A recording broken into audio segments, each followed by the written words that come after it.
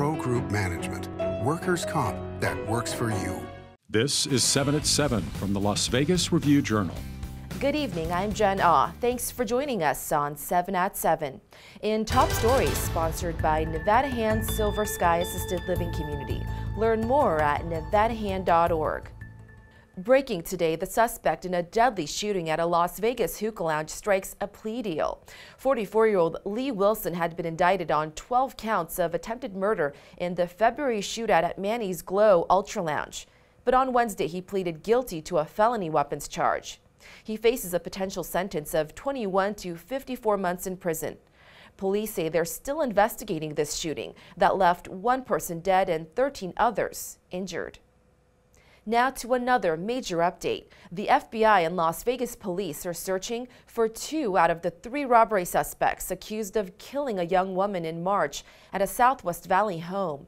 They've ID'd the suspects as Christine Schultz and Michael Overton, offering a financial incentive. Christina, who's wanted, knew the victim and set the robbery up. She had went over to the house, made a phone call while she was there, and that's what caused the other males to come to the house for the robbery. A $20,000 reward for the whereabouts of these 2 felons. We would like the community to work with us to bring them to justice. If you've seen them, dial 1-800-CALL-FBI. And former Wynn Resorts chief executive Steve Wynn is being sued by the Justice Department. The lawsuit seeks to compel Wynn to register as a foreign agent following its allegation that he lobbied President Donald Trump and his administration on behalf of China.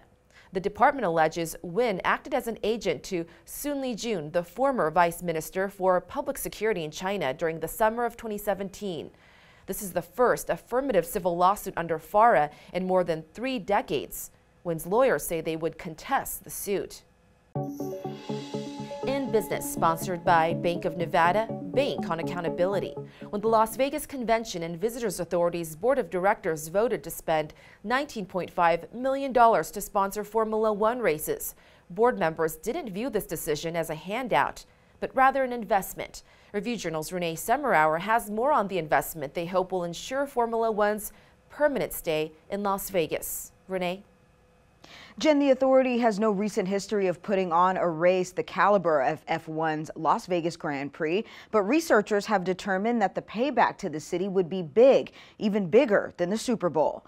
The board approved spending $6.5 million a year to partner with Liberty Dice Inc., a media company, to put on the event expected to attract tens of thousands of people to Las Vegas, many of them international arrivals.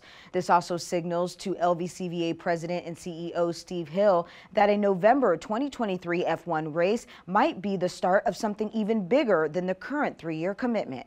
There's 150,000 rooms in Las Vegas right now, and there could be even more by the time the Formula One race comes here. This is like centrally located in the resort corridor. The course goes in and around and through the resorts area. LVCVA research also suggests international guests tend to spend more because they're coming such a long way to visit. Payment on sponsorships of this caliber are appropriated from the LVCVA General Fund, which is generated mostly from room taxes. Jen? In weather, sponsored by Star Nursery, your garden's partner for every blooming thing. Another hot and clear night with temps still in the 90s, set to bottom out to the 70s overnight. Just slight breezes, that's about to change though. On Thursday, you can expect gusts around 25 to 30 miles per hour with a high of 102 and low of 71 degrees. A red flag warning comes with it. On Friday and Saturday, a nice break from the blazing heat. Highs then peak up to the 90s on Sunday and Monday, then triple digits starting Tuesday. In Health, sponsored by Boulder City Hospital. We're here for you when you need us. It's never too early to exercise and learn about heart health. 7 schools in southern Nevada topped the Kids Heart Challenge nationwide, including Kenneth Divich Elementary. We were here to present the 6-foot-tall #1 trophy. They had over 550 people participate in hands-only CPR in the early warning signs of stroke. They had 173 people finish Finn's mission, #1 in the country by far. We preach that we're a family here, and this, to me, is the epitome of that. We all came together, we raised the money, we worked together to complete the goal. These schools raised more than $200,000 to help kids with special hearts. In Lifestyle, sponsored by Visit Laughlin, an easygoing getaway filled with good food, good people, and good times on the river. Professional poker player Chance Kornuth is selling his Southern Highlands home for, get this, $3.5 million. This two-story luxury house is over 6,000 square feet and overlooks the Strip. Kornuth is ranked third in the U.S. and holds 3 World Series of Poker bracelets. And get ready for Tekken, Mario Kart, and Super Smash Bros. Tournaments. Allied Esports Entertainment is launching a rewards program to integrate its Epic Beast NFTs into real-world experiences. The Unleash the Beast party kicks off Friday at 5 p.m. at HyperX Arena, Las Vegas. Sports brought to you by Station Casino's STN Sports. Download the app today. The Raiders' preseason schedule has officially been finalized, and because the Silver and Black are playing in the Hall of Fame game in Canton, Ohio, they will play a total of 4 preseason games this year. They'll face Jacksonville in the Hall of Fame game on August 4th at 5 p.m. Then in preseason week 1, they'll host Minnesota on August 14th. Preseason week 2 will take them on the road to Miami on August 20th, and then they will wrap up the preseason at home versus the Patriots on August 26th.